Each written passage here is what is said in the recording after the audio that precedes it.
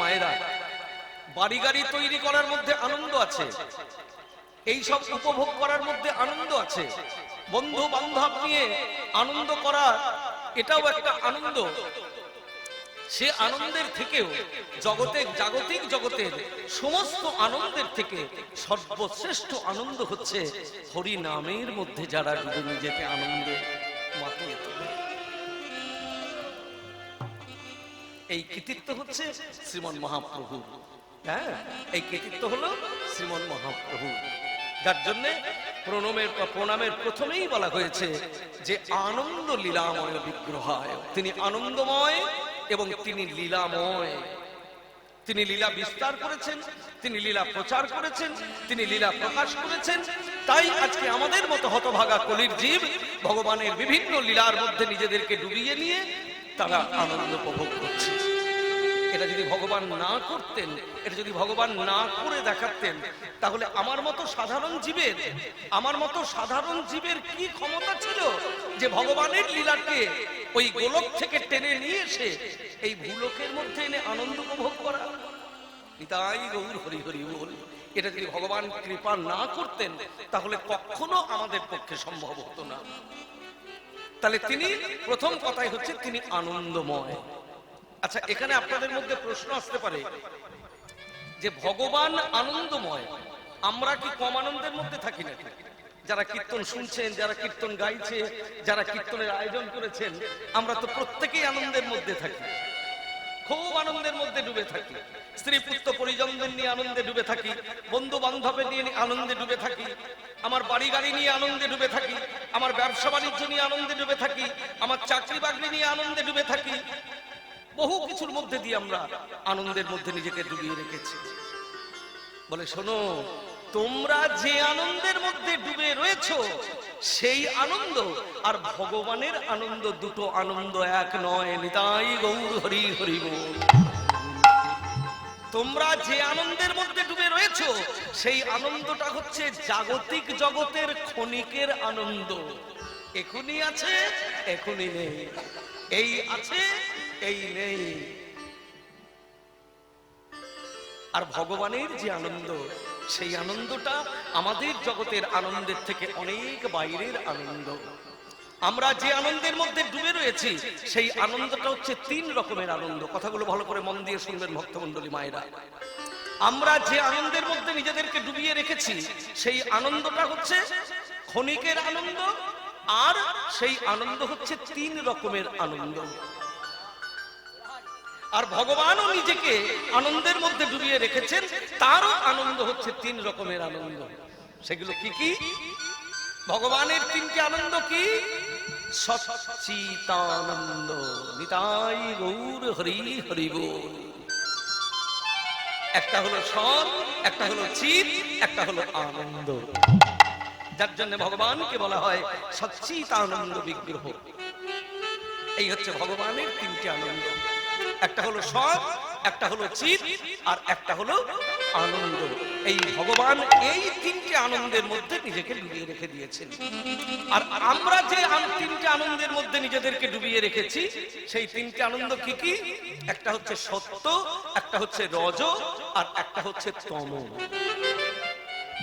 সৎগুণের আনন্দ, রজগুণের আনন্দ, আর তমগুণের আনন্দ। রজগুণের আনন্দ কেমন? মায়েরা মন দিয়ে শুনুন।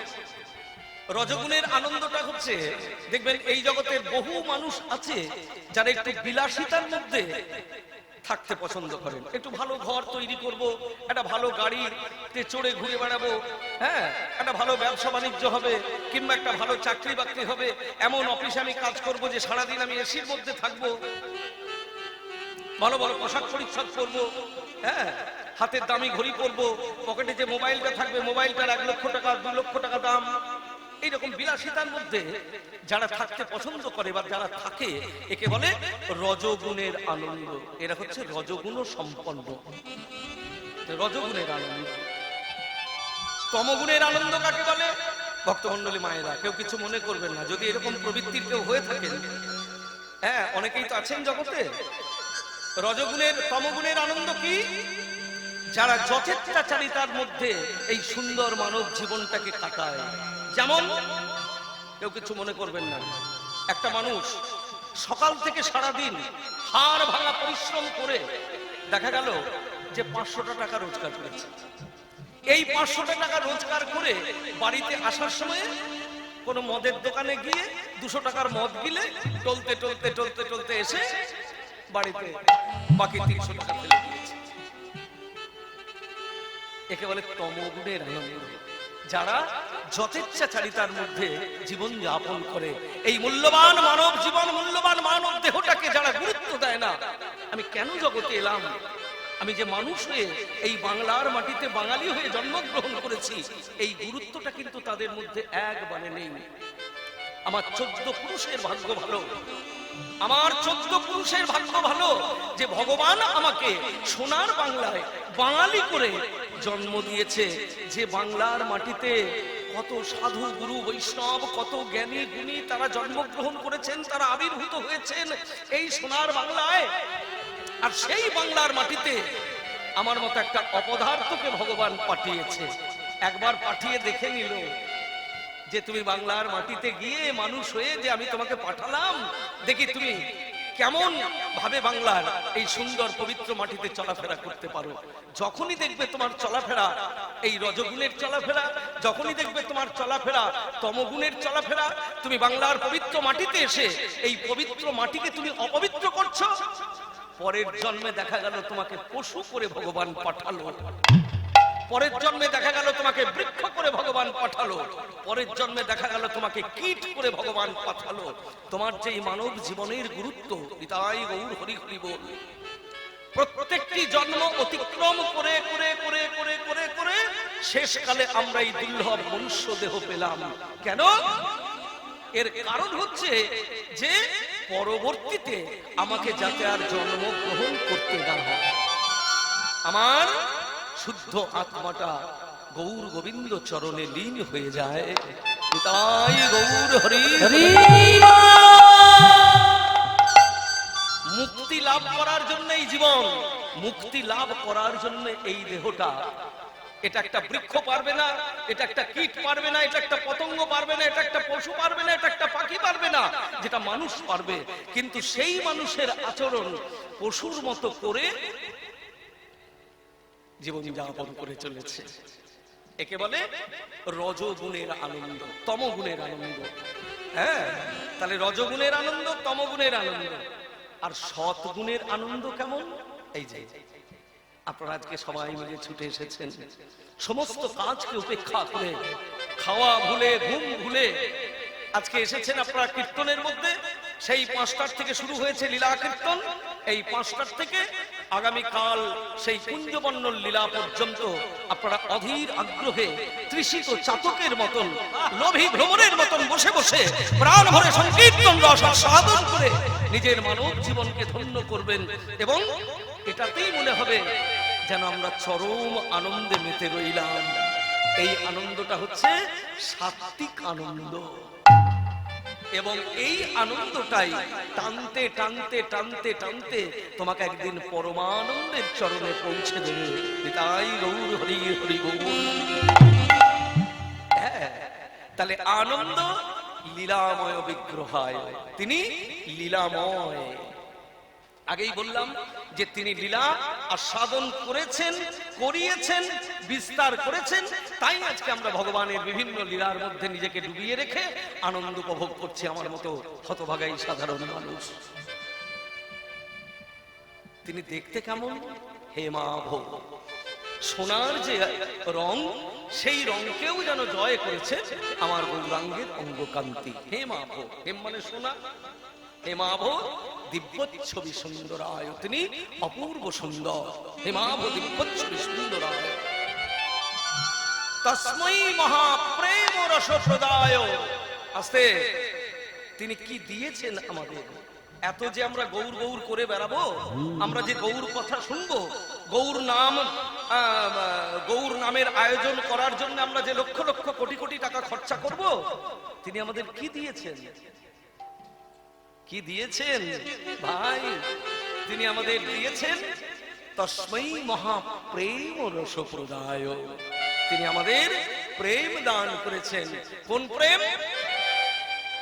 জাগতিক জগতের নারকীয় প্রেম নয়, এই জগতের প্রেম নয়, ওই মোবাইলের প্রেম নয়, ওই গাছতলার প্রেম নয়, হাটে বাজারের প্রেম নয়, স্কুল কলেজের প্রেম নয়।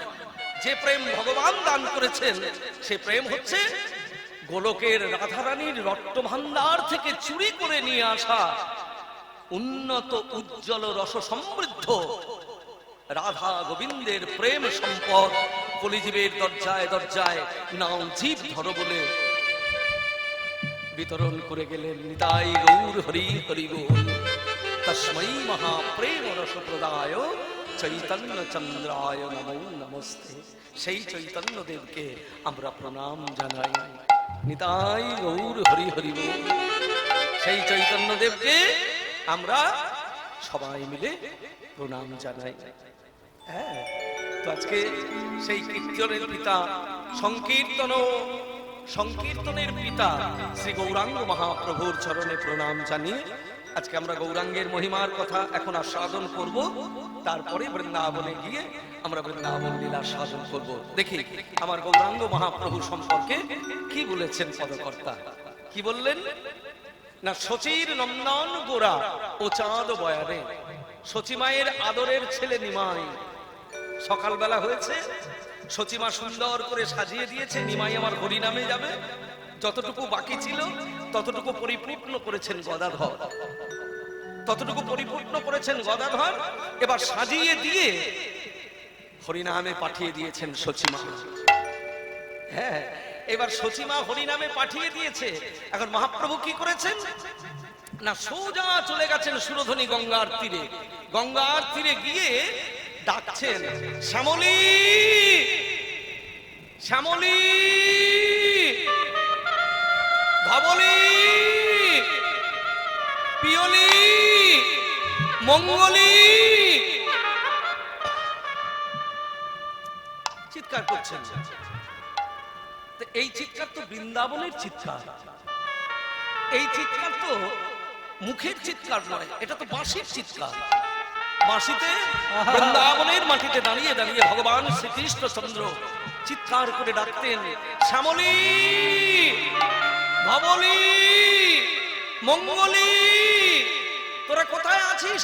আয়, এবার আমাদেরকে ঘরে ফিরতে হবে। ডাকতেন। কিন্তু সেই চিৎকার আজকে মহাপ্রভু মুখে করছেন। শ্যামলী ধবলী বলি সঘনে ডাকিল। বাঁশিটা নেই, বাঁশিটা নেই। যুগ পরিবর্তন হয়েছে, রূপ পরিবর্তন হয়েছে, কিন্তু আমার কৃষ্ণই তো গৌর হয়ে এসেছে, সেটা অন্য কেউ নয়। আমার কৃষ্ণই তো গৌর হয়ে এসেছে। আজকে আমি বীরভূমের মানুষ, আমি যদি মুর্শিদাবাদে আসি তাহলে আমি কি বীরভূমের কথা ভুলে যাব? আমি বীরভূমের মানুষ, আমি যদি নদিয়ায় আসি তাহলে কি আমি বীরভূমের কথা ভুলে যাব? আমি কি আমার ঘরের কথা ভুলে যাব? হ্যাঁ, আজকে মহাপ্রভু যখন চিৎকার করছেন শ্যামলী ধবলী বলে, সেই চিৎকারের তার সেই ভাবটা প্রথম জানলো কে? শ্রীপাদ নিত্যানন্দ। যার জন্যে বৈষ্ণব ভাবধারা বা বৈষ্ণবীয় ভাবধারায় যারা ভজন সাধন করেন তাদের একটা সুন্দর, তাদের জন্য আমাদের নরোত্তম দাস ঠাকুর মশাই একটি খুব সুন্দর কথা বলেছেন। কথাটি কি না, একটা পদাবলীর মধ্যে বলা হয়েছে কথাটা যে ধনমোর নিত্যানন্দ, পতি মোর গৌরচন্দ্র, প্রাণ মোর যুগল কিশোর, অদ্বৈত আচার্য বলো, গদাধর মোর কুল, নরহরি বিলসই মোর। এই যে নরোত্তম দাস ঠাকুরের প্রার্থনা সঙ্গীত, এই গোটা পদাবলীটার মধ্যে একবারে গোটা বৈষ্ণবের চিন্তাধারার কথাটা খুব সুন্দর ভাবে বলে দিয়েছেন নরোত্তম দাস ঠাকুর, যে তুমি কার অবলম্বনে কৃষ্ণ ভজন করবে কলিযুগে। আস্তে, কেউ কিছু মনে করবেন না ভক্তমন্ডলী মায়েরা। এখন তো ডাকাডাকি শুরু হয়েছে ভজন সাধনের জন্য। হ্যাঁ, ডাকাডাকি শুরু হয়েছে। ও বলে আপনি আমার সম্প্রদায়ে আসুন, ও বলে আপনি আমার সম্প্রদায়ে আসুন, আপনাকে আমি তাড়াতাড়ি গোবিন্দ চরণে পৌঁছে দেবো, তাড়াতাড়ি ভগবানের চরণে পৌঁছে দেবো। এই জায়গাটাই হচ্ছে বিচার্য। আপনি কার চরণে শরণাপন্ন হলে, কার আনুগত্য পেলে আপনি সঠিক পথে গোবিন্দ ভজন করতে পারবেন। সেই কথাটি বলে দিলেন নরোত্তম দাস ঠাকুর মশাই। কি বললেন? প্রথম কথাই হচ্ছে যে ভাই, তুমি যদি সত্যি সত্যি গোবিন্দ ভজন করতে চাও, কৃষ্ণ ভজন করতে চাও, গৌর ভজন করতে চাও, তাহলে জাগতিক জগতের বিষয়ে নয়, জাগতিক পার্থিব জগতের বিষয় বস্তু নয়, তুমি শ্রীপাদ নিত্যানন্দকে সমস্ত বিষয় বস্তু বলে মেনে নাও। তোমার ধন সম্পদ 10 লক্ষ টাকা ব্যাংক ব্যালেন্স নয়, তোমার ধন সম্পদ বাড়ি গাড়ি নয়, তোমার ধন সম্পদ হলেন প্রভু নিত্যানন্দ। তোমার ধন সম্পদ কি? তুমি কত কোটি টাকা জমিয়েছো ব্যাংকে? আমার ধন হলো নিতাই চাঁদ, নিতাই গৌর হরি হরি বল। ধনমর নিত্যানন্দ। আমার আরাধ্য বস্তু কি? অতিমোর গৌরচন্দ্র। খুব গুরুত্বপূর্ণ কথা। ধনমোর নিত্যানন্দ, পতিমোর আমার আরাধ্যকে গৌরাঙ্গ মহাপ্রভু। আশ্রয় কি? নিতাই চাঁদ। ধনমোর নিত্যানন্দ, পতিমোর গৌরচন্দ্র, প্রাণ মোর যুগল কিশোর। আমার প্রাণ হলো রাধা গোবিন্দের ভজন সম্পদ, আমার প্রাণ হলো রাধা গোবিন্দ। তাহলে ধনমোর নিত্যানন্দ, পতিমোর গৌরচন্দ্র, প্রাণমোর যুগল কিশোর। এইবার ভজন সাধন করতে তো তোমার শক্তির প্রয়োজন। কোমর ভাঙা লোক হলে তো তুমি ভজন করতে পারবে না, হ্যাঁ? তাহলে তোমার শক্তির প্রয়োজন। তাহলে বৈষ্ণব জগতে সেই শক্তিটাকে শক্তি অর্জন করার জন্য যার চরণে শরণাপন্ন হতে হবে, তিনি হলেন মহাবিষ্ণু অবতার অদ্বৈত আচার্য। হ্যাঁ, ধনমোর নিত্যানন্দ, পতিমোর গৌরচন্দ্র, প্রাণমোর যুগল কিশোর, অদ্বৈত আচার্য বল। কোন কুলে তুমি ভজন করছো? কোন কুলে বসবাস করছো? গদাধর মোর কুল। আর আরেকজনকে যদি লক্ষ্য করতে পারো, সে হলো নরহরি সরকার। নরহরি বিলসৈব। নরহরি সরকারের যে গৌরাঙ্গ ভজন, নরহরি সরকারের যে গৌরাঙ্গ ভজন, কত সুন্দর তার গৌরাঙ্গ ভজন। হ্যাঁ, কত সুন্দর তার গৌরাঙ্গের ভজন। তিনি গৌরাঙ্গকে নাগর ভাবে ভজন করতেন। তিনি নিজে নাগরী আর গৌরাঙ্গ নাগর। নাগর ভাবে, নাগরী ভাবে ভজন করতেন নরহরি সরকার। নরহরি সরকারকে চেনেন তো সবাই? নরহরি সরকারকে অনেকে চেনেন না। কে নরহরি সরকার? যিনি গৌরাঙ্গকে নাগর ভাবে নিজে নাগরী হয়ে ভজন সাধন করতেন। কে নরহরি সরকার? বর্ধমান জেলার কাটোয়ার কাছে শ্রীখণ্ড গ্রামে দুই ভাই, একজন হলেন মুকুন্দ কবিরাজ, একজন হলেন নরহরি। মুকুন্দ কবিরাজ হলেন রঘুনন্দনের বাবা, যে ছোট্টবেলায় গোপীনাথকে নাড়ু খাইয়েছিলেন। ওই রঘুনন্দনের বাবার নাম হচ্ছে মুকুন্দ কবিরাজ। আর মুকুন্দ কবিরাজরা দুই ভাই, একজন নরহরি আর একজন হচ্ছে মুকুন্দ। এটাই গৌর হরি হরি। হ্যাঁ, তো এবার কি হয়েছে না, সেই নরহরি সরকার নাগরী ভাবে গৌরাঙ্গের ভজন করতেন। নরহরি বিলসৈম। এই পদাবলীটাতে আরো দুটো কথা বলা হয়েছে, খুব সুন্দর কথা। তাহলে তুমি যে ভজন পথে অগ্রসর হবে কি করে? প্রথমত তোমায় ভক্ত হতে হবে। তুমি হবে কি করে? বৈষ্ণবের চরণ ধুলি, তাহে মোর স্নান কেলি, তর্পণ মোর বৈষ্ণবের নাম। বিচার করিয়া মনে ভক্তি রস আস্বাদনে, মধ্যস্থ শ্রীমদ ভাগবত পুরাণ। ভক্তমন্ডলী মায়েরা, এই পদাবলীটাকে যদি ভালো করে আমরা অনুসরণ করতে পারি, এই পদাবলীর কথাগুলোকে, তাহলে রাস্তায় চলতে গিয়ে আমরা কখনো হোঁচট খাবো না। বিশেষ করে ভজনের কথা। আমাকে যে ভক্ত হতে হবে, আমাকে ভক্ত হতে হবে। ভক্ত কি করে হবে? 2 কোটি তুলসীর মালা নিলেই তো আমি ভক্ত হতে পারবো না। এগুলো ভক্ত হওয়ার জন্য এক একটা বাধা, এক একটা বন্ধন আমরা নিচ্ছি। যেমন গলায় মালা, যেমন কপালে তিলক, হ্যাঁ, যেমন শিখা, এগুলো আমরা নিচ্ছি কেন? যাতে আস্তে আস্তে আস্তে আস্তে আমি নিজেকে ভক্তে পরিণত করতে পারি। গলায় তুলসীর মালা নেওয়া মানে ভক্ত হয় না। ভক্ত হতে হবে তোমার। হ্যাঁ, কেউ কিছু মনে করবেন না কিন্তু। তাহলে ভক্ত হতে গেলে কি করতে হবে না, বৈষ্ণবের চরণ ধুলিতে তোমাকে স্নান করতে হবে। তাই গৌর হরি হরি বল। গঙ্গা স্নানে যেমন পুণ্য হয়, ঠিক তেমনি বৈষ্ণবের চরণ ধুলি যদি তুমি গায়ে মাখতে পারো তাহলে তুমি ভক্তে পরিণত হবে। বৈষ্ণবের চরণ ধুলি তাহে মোর স্নান কেলি, তর্পণ মোর বৈষ্ণবের নাম। দিবানিশি তুমি বৈষ্ণবের নাম উচ্চারণ করো। যারা ভগবানকে ভালোবাসতে গিয়ে, যারা জগৎকে সুখে রাখতে গিয়ে এই জগতের সবকিছু হারিয়ে একমাত্র ভগবানকে পাথেয় করেছেন, তাদের চরণে শরণাপন্ন হও, তাদের নামে জয়ধ্বনি দাও, তাদের নামে চিৎকার করো, তাদের নামে আনন্দ করো। জয়রূপ সনাতন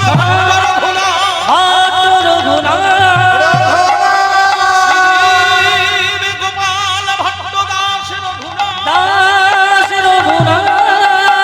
এই ছয় গোসায় করি চরণ হতে বিঘ্ন না সভীষ্ট পুরা।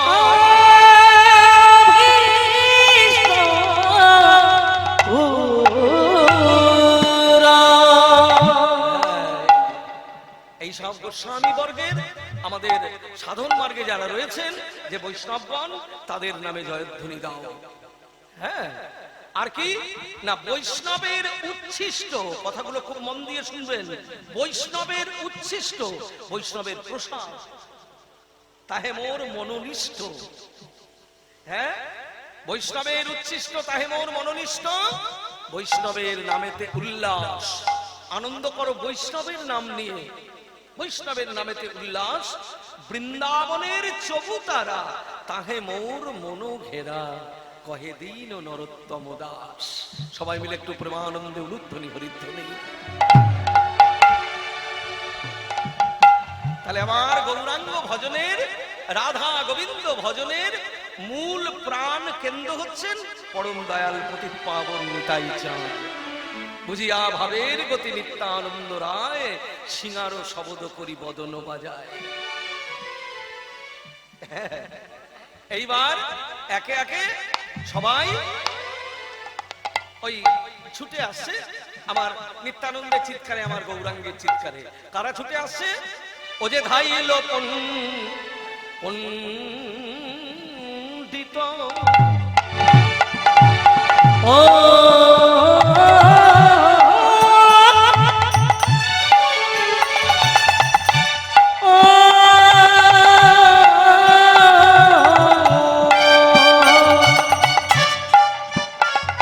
ও কোথায় লো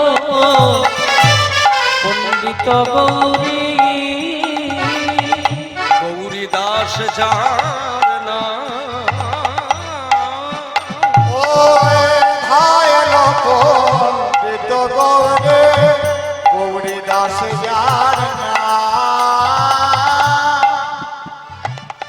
ও যে ভাইয়া রে, এ ভাই, ও যে ভাইয়া রে, ভাইয়া রে বলি,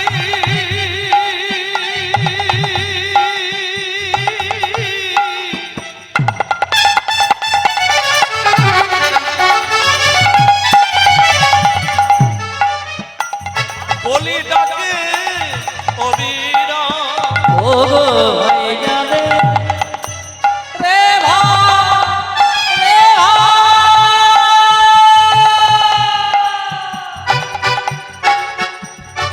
ওগো ভাইয়া রে, ভাইয়া রে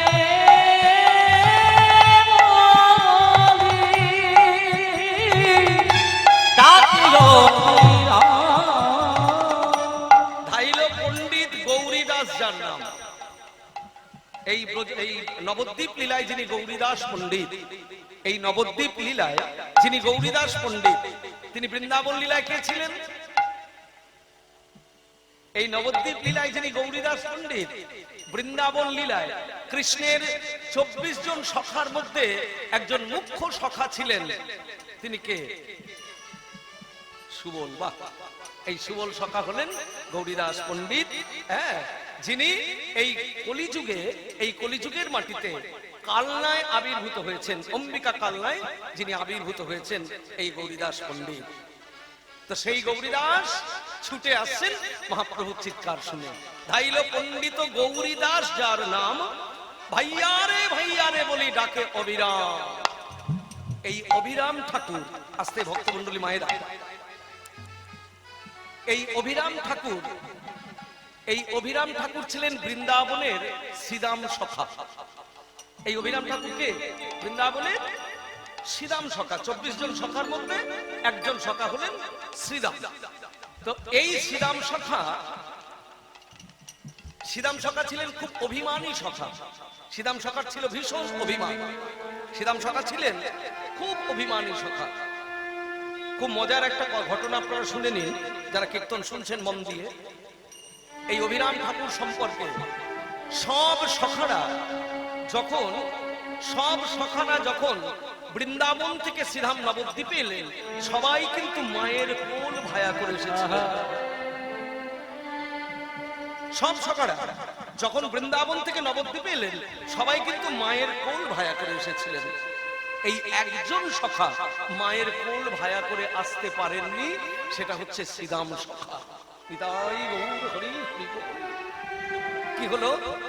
গোবিন্দের শেষ লীলা কোন লীলা? গোবিন্দের বৃন্দাবনে প্রাণ গোবিন্দ যে সমস্ত লীলা করেছিলেন, সেই সমস্ত লীলার শেষ লীলা কি? যত লীলা করেছেন ভগবান, সেই লীলার শেষ লীলা কোনটা?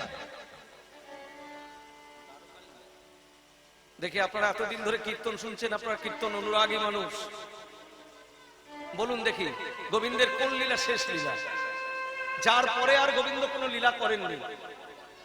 বাহ, ঠিক বলেছেন। গোবিন্দের কোন লীলা শেষ লীলা? প্রভাস যজ্ঞ। মনে রাখবেন, এই প্রভাস যজ্ঞের পরে কিন্তু গোবিন্দের আর কোনো লীলা নেই।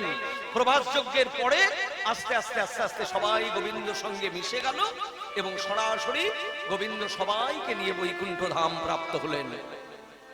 এই শেষ লীলা হচ্ছে প্রভাস লীলা। এই প্রভাস যজ্ঞে সবাই গিয়েছিল বৃন্দাবন থেকে, শুধুমাত্র একজন যেতে পারেনি কোনো কারণবশত, সেটা হচ্ছে শ্রীদাম সখা। যেতে পারেনি বলে মনে মনে ভাবছে আমি আজকে যেতে পারিনি, কালকে যাব, পরশু যাব, কি আবার তো কানাই বৃন্দাবনে ফিরে আসবে, তখন আবার কানাইয়ের সঙ্গে দেখা হবে। এই ভাবতে ভাবতে আর কৃষ্ণের সঙ্গে তার দেখা হলো না। হারিয়ে গেল ভগবান, তার থেকে দূরে সরে গেল ভগবান। কৃষ্ণগত প্রাণ যাদের, কৃষ্ণ জীবন যাদের, কৃষ্ণ যৌবন যাদের, কৃষ্ণই যাদের সবকিছু, হে ভক্তগণ, তাদের থেকে যদি কৃষ্ণ দূরে সরে যায়, ভক্তের কত কষ্ট হবে, ভক্তের কত দুঃখ হবে।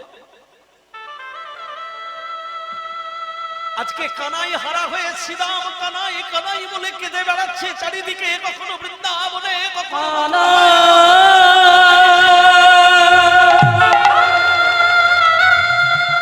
দেখা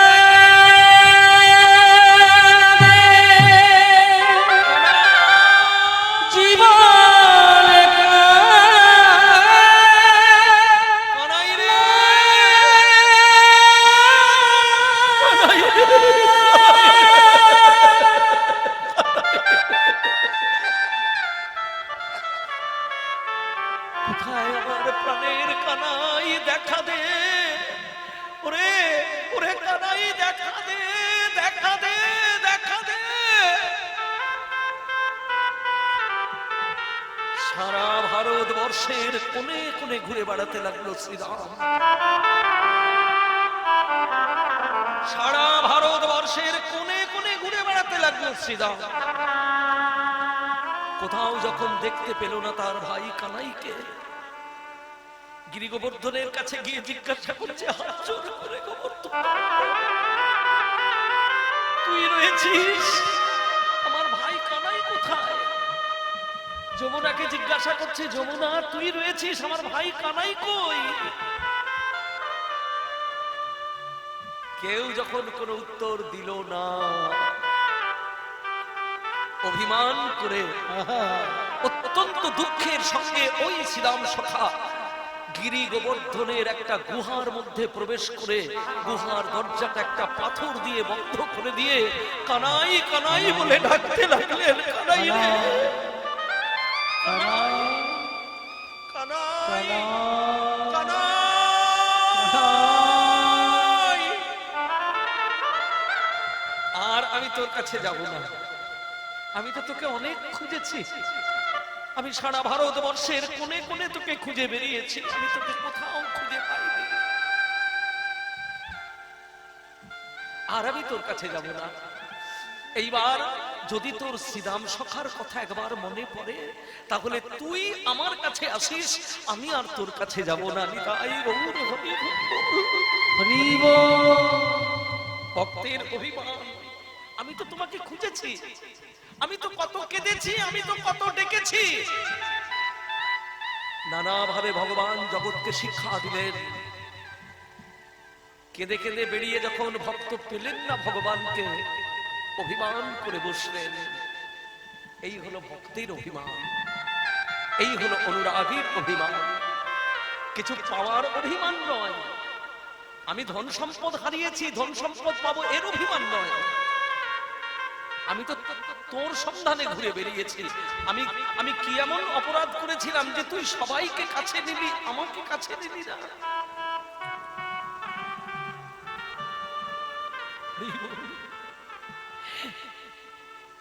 লীলা শেষ হয়ে গেল, বৃন্দাবন লীলা শেষ হলো,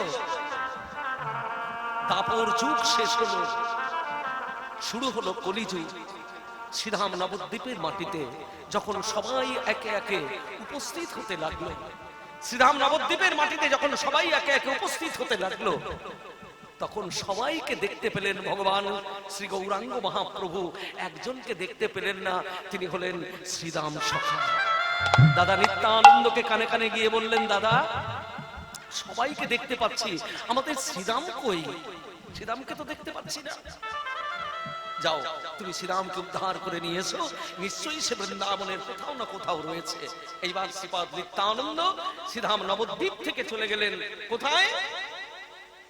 বৃন্দাবনে। এদিক ওদিক এদিক এদিক ঘুরতে ঘুরতে ঘুরতে ঘুরতে যখন ক্লান্ত হয়ে গিরি গোবর্ধনের ওই যে গুহার পাশে বসে বসে কানাই কানাই বলে চিৎকার করছে, সেই গুহার পাশে যেই না বিশ্রামে বসেছেন, অমনি শুনতে পেলেন গুহার ভেতর থেকে কানাই কানাই রব। গুহার দরজায় যে পাথরটা লাগানো আছে সেই পাথরটাকে সরিয়ে দেখলো শ্রীরাম সখা বসে বসে কানাই কানাই বলে কাঁদছে। এই শ্রীরাম, শ্রীরাম রে, এই শ্রীরাম! চমকে উঠেছে। কে? শ্রীরাম শ্রীরাম নাম ধরে ডাকছে। কে? আরে আমি আমি আমি তোর দাদা, আমি তোর দাদা, আমি তোর দাদা বলরাম। এই তো আয়। রূপ পরিবর্তন হয়ে গেছে, যুগ পরিবর্তন হয়েছে, মানে রূপ পরিবর্তন হয়েছে। যে রূপ ছিল বৃন্দাবনে সে রূপ নবদ্বীপে নেই। হ্যাঁ, চিনতে পারছে না। না না, তুমি আমার দাদা বলরাম নও, তুমি নিশ্চয়ই কোনো দৈত্য, তুমি আমাকে ছলনা করে হরণ করতে এসেছো। যাও, তুমি যাও, যাও, এখান থেকে চলে যাও। আমি কারোর ডাকে যাব না, কারোর সঙ্গে যাব না, যদি আমার ভাই কানাই আমাকে নিতে না আসে। এইবার আস্তে আস্তে দাদা বলরাম খুব সুন্দর ভাবে বোঝালেন, বলেন, দেখ শ্রীরাম, যুগ পরিবর্তন হয়েছে, আমাদের রূপ পরিবর্তন হয়েছে, আমরা এখন সবাই রয়েছি শ্রীধাম নবদ্বীপে, তোকে নিতে এসেছি। আয়, তুই আয়, আমার সঙ্গে আয়, আমি তোকে উদ্ধার করে নিয়ে যাব। হ্যাঁ, আমি তোকে নিতেই এসেছি, আয়, আমি তোকে নিয়ে যাব ভাই কানাইয়ের কাছে, আয়। এই কথা শুনে আস্তে আস্তে বেরিয়ে এলো শ্রীরাম। দেখলো কি বিশাল লম্বা, সবাই তো চিনে নেবে, তা লম্বাটা কি করে কমানো যায়? একটু চালাকি করলেন নিত্যানন্দ। এই ভাই শ্রীরাম শোন, এই দেখ আমি না অনেকটা পথ হেঁটে এসেছি, জানিস আমার খুব কষ্ট হয়েছে। এই শ্রীরাম, তুই আমাকে একটু কাঁধে নে ভাই। নিত্যানন্দ প্রভু মনে মনে ভাবলেন যে শ্রীরাম যদি আমাকে কাঁধে নেয় তাহলে কি হবে, আমি আমার সংকর্ষণের শক্তি দিয়ে আস্তে আস্তে শ্রীরামকে ঠিক একটা স্বাভাবিক জায়গায় আমি নিয়ে আসবো। হ্যাঁ, তাই যেই না শ্রীরাম কাঁধে নিয়েছে নিত্যানন্দকে, আস্তে আস্তে আস্তে আস্তে ভার দিতে দিতে দিতে দিতে যেই না একটা স্বাভাবিক জায়গায় উপস্থিত হয়েছে, অমনি বলে আর আর তোকে কাঁধে নিতে হবে না, চল চল এবার আমরা আস্তে আস্তে যাই। এইভাবে উদ্ধার করে নিয়ে এসেছিলেন সেই শ্রীরাম সীতাকে, যার নাম হয়েছে অভিরাম ঠাকুর। ভাইল পণ্ডিত গৌরীদাস যার নাম, ভাইয়ারে ভাইয়ারে বলি ডাকে অভিরাম।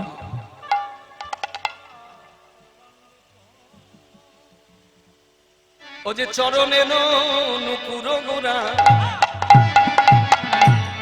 সর্বাঙ্গে চন্দ, ওই দেখো চরণে নুপুর গোরা, সর্বাঙ্গে চন্দ, ওই চরণে নুপুর গোরা,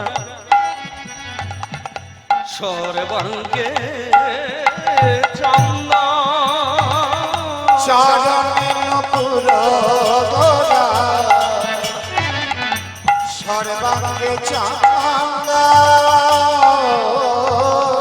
সুন্দর করে সাজিয়ে দিয়েছে, সুন্দর করে সাজিয়ে দিয়েছে সচিমা, সুন্দর করে সাজিয়ে দিয়েছে গদাধর। চরণে নুপুর গোরা, সর্বাঙ্গে চন্দন, বংশীবা দনে কাখে, গোষ্ঠে চলো গোবর্ধন, বংশী বদনে কাখে, গোষ্ঠে চলো গোবর্ধন। তুমি আর বিলম্ব করো না, আর বিলম্ব করো না, আর বিলম্ব করো না, আমরা হরিনামের খেলা খেলবো, আর বিলম্ব করো আমরা না, হরিনামের খেলা খেলবো, আর বিলম্ব করো না। আমরা হরিনামের খেলা খেলবো, আর বিলম্ব করো না। আমরা হরিনামের খেলা দেখো দেখো দেখো কত বেলা হলো, আমরা হরিনামের ও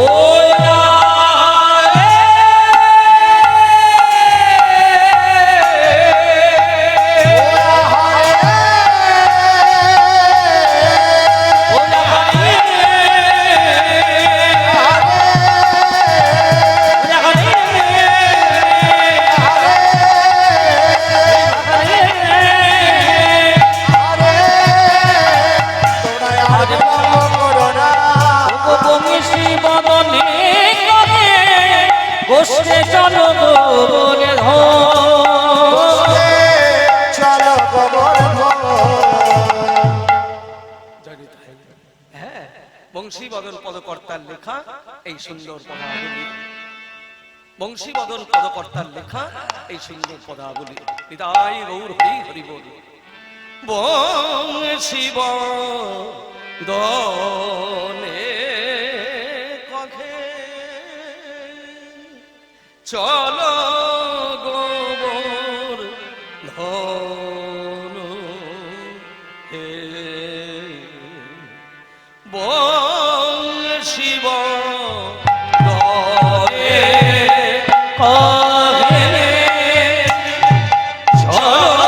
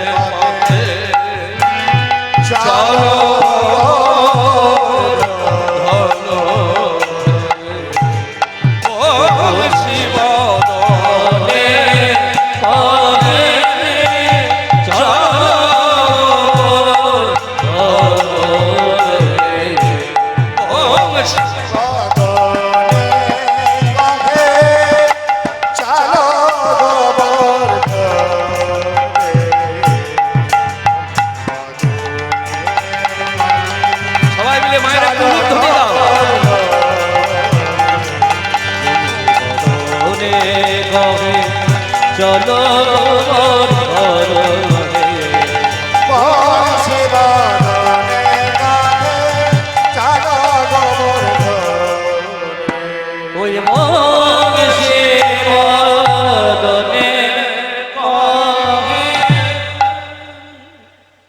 জানি তাই এতক্ষণ ধরে আমরা প্রাণ ভরে গৌরচন্দ্রিকা সাধন করলাম। এবার চলুন সবাই মিলে একটু মনের আনন্দে মধুময় শ্রীধাম বৃন্দাবনে প্রবেশ করি। সবাই মিলে চলুন মধুময় শ্রীধাম বৃন্দাবন। একজন ভক্তের গাওয়া একটি গান গাইতে গাইতে আমরা বৃন্দাবনে যাব। চলুন প্রেমানন্দে সবাই মধুময় শ্রীধাম বৃন্দাবন। হ্যাঁ, চলুন প্রেমানন্দে সবাই একটু বৃন্দাবনে যাই। একজন ভক্তের গাওয়া একটি গান শুনতে শুনতে আমরা বৃন্দাবনে যাব। হরি বল। এখনো সেই বৃন্দাবনে বাঁশি বাজে বাজে রে, এখনো সেই বৃন্দাবনে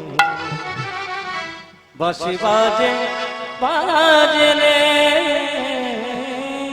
এখনো সে বৃন্দাবনে বাঁশি বাজে বাজে রে, বাঁশি বাজে বাজে রে।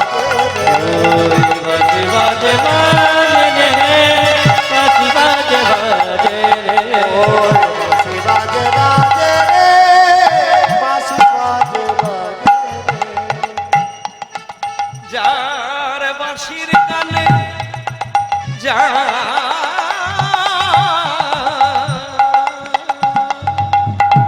বাঁশির গানে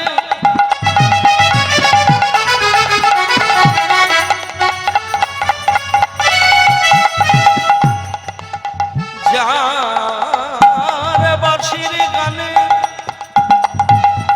বনে বনে উজার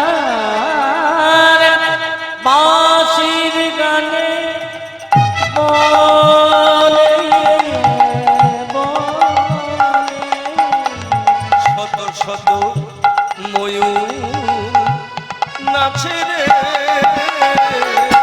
এখনো সে বৃন্দাবনে বাঁশি বাজে বাজে রে, বাঁশি বাজে বাজে রে। ওই বাঁশি বাজে বাজে রে, বাঁশি বাজে বাজে রে। এখনো সেই শ্রী যমুনা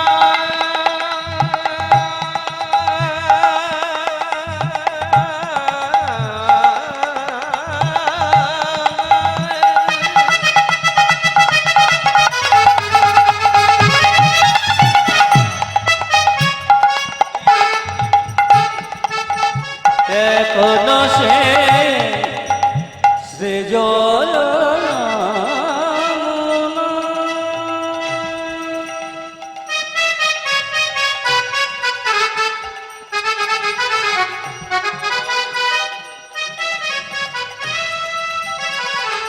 এখনো সে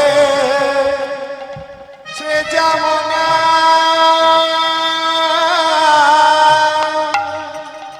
জল ভরিতে যায় না।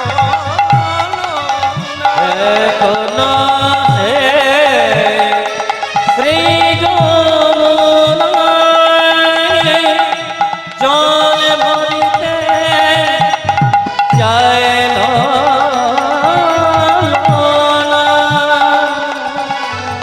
এখনো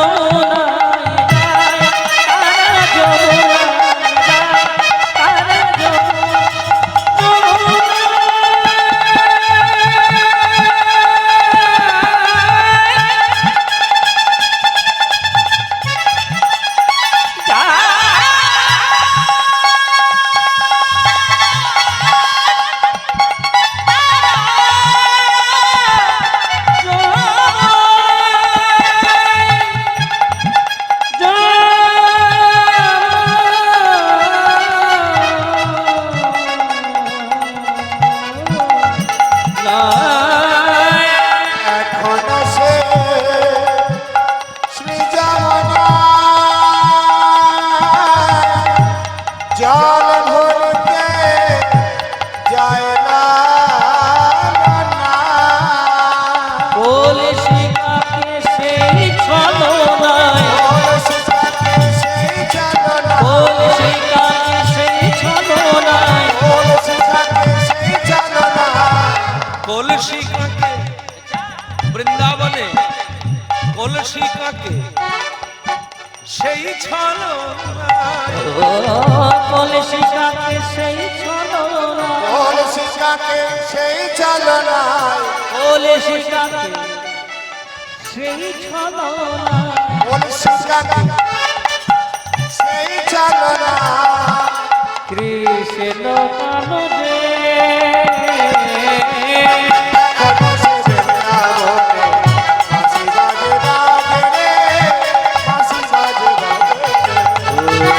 বাজে বাজে রে বাজে বাজে এখনো সেই কাভিগুলি যারা গোচরণে উড়াই দুলে। এখনো সে গাভে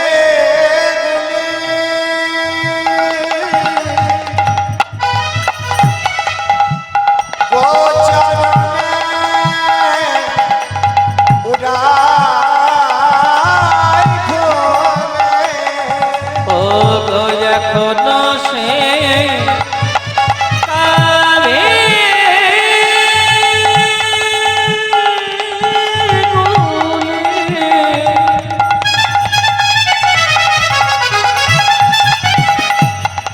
গোচরণে উড়াই ভুলে।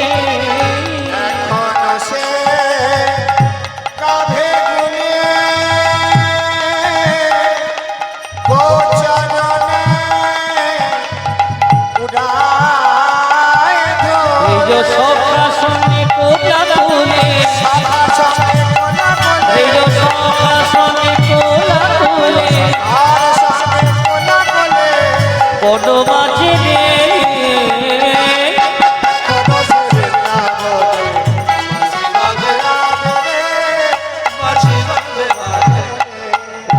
আশা ছিল মনে মনে হরিব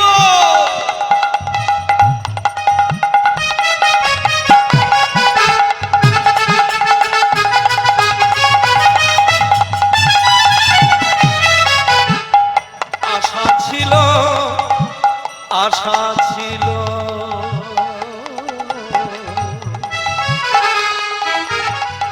মনে মনে